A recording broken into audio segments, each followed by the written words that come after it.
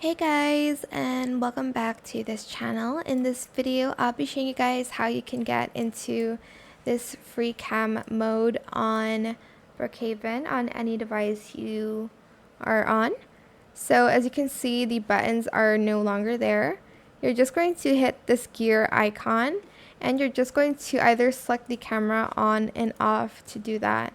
So again, if your display looks like this, you're just going to press, why is it so dark? The settings icon here, and then you're going to select the camera mode to go to free play mode. Well, to go to free cam mode, sorry.